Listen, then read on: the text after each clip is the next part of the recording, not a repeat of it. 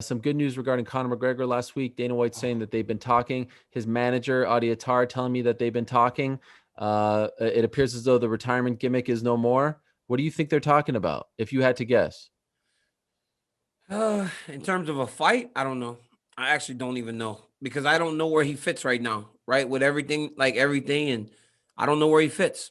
But there are fights for him, obviously. And obviously, he's going to choose what type of fight. But Khabib's fighting right now, very soon. You got Chandler now in the mix. Tony's free. Poirier's free. There are a ton of fights for him. I just don't know which one he's going to choose. Pretty obvious what they're talking about. Who? He's going to fight the winner of Khabib Gaethje. You think they're going to just give him a title fight?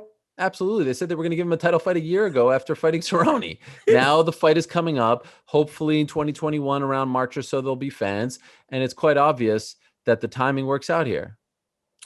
Well, they've got to get Khabib to agree to it too, right? Oh, Khabib get out of here. Listen, Khabib seems to want to fight Georges St. Pierre and Georges St. Pierre only. Look, man, you have to truly believe and know who Khabib Nurmagomedov is too.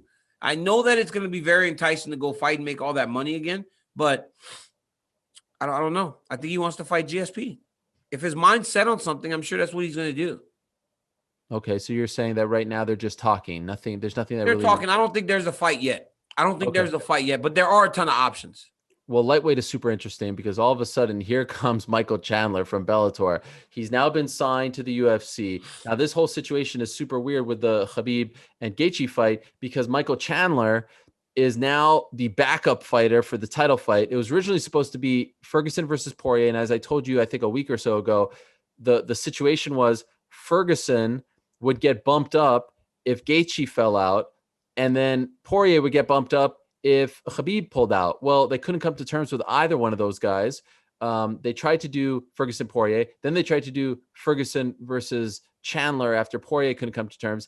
Then then Ferguson said, "No, I'm sticking with Poirier." So then they tried to do Poirier versus Chandler, believe it or not, and they couldn't come to terms with Poirier. So then they just settled on Chandler being the backup. Now, I will just say this, DC, I don't believe that they will stop trying between now and October 24th.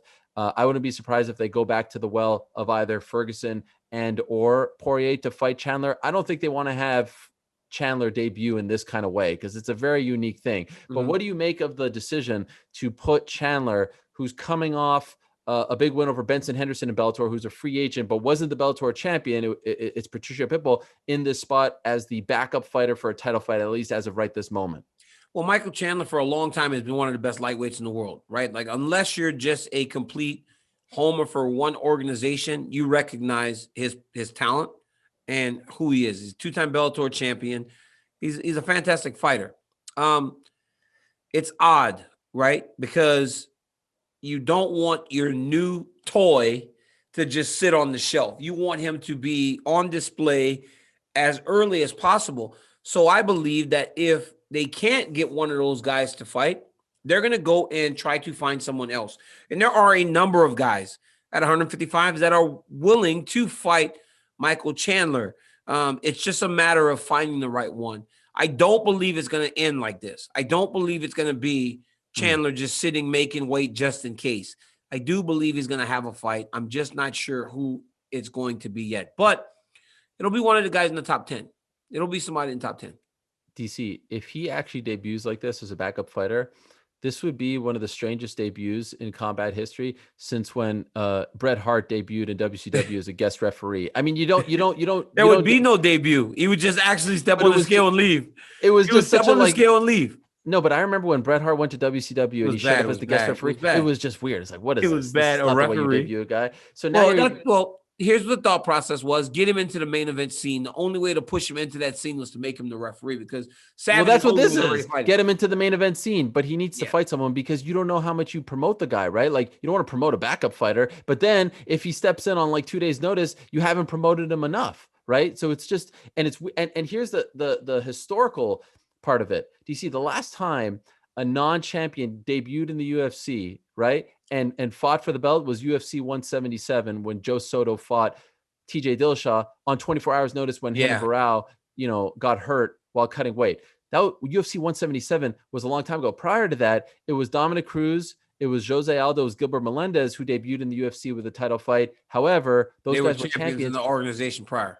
owned by the UFC. Mhm. DC, you have to go back to when Frank Trigg fought Matt Hughes back at UFC 53 when he fought for the welterweight title. But here's the thing. Frank Trigg was a champion in WFA. That was, I think off the top of my head, 17 years ago. You have to go back 18 years, DC, to when Hayato Sakurai fought Matt Hughes as a non-champion. Oh, you're smart. Oh, wow. Look at this smart guy. Yes. I mean, wow, you're so smart, right? Unprecedented. You come tell me about all these people.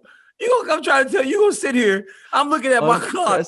I'm looking at my clock. It started. This whole rant started at 9:59. It's 10:01 now, and you still talking about the last time this, and this happened. Well, we're in a different day and age, son. Let's stop living in the past. What do you mean Michael different day and Chandler may now fight for the lightweight championship of the world in his UFC debut. So, hey, as time changes, so go the rules. And those are the rules that we live in today. So Ariel's so smart. And he go all the way back 17 years. Hayato Sakurai. Hey, to Hamzako Sakurai. You got to go all the way back 17 years to Hamzako Sakurai to say, right. And he was the WFL champion, Frank Trigg. WFA. Come on, man. You don't know anything about this. What are you, some kind of casual? I'm trying to educate you. I'm trying to enlighten you. You got to go back 16 years to the WFL championship. Frank Mir made this championship. You go, hey, you got to go back 18 years to Hamzako Sakurai to make his debut in the. Come on, man. That's right. That's right. Unprecedented. So weird, unprecedented. The whole time I'm sitting there, your head just getting bigger and bigger and bigger because you're so arrogant. And you sit there with your head. How am I arrogant? I'm trying to explain. Listen, don't you start with me right now. Don't you start with the arrogant. We'll get to you in a second. On your high horse. I know something about UFC 115 and UFC 99 and Hamzako Sakurai. Come on, man. Thank you for watching ESPN on YouTube. For live streaming sports and premium content, subscribe to ESPN+.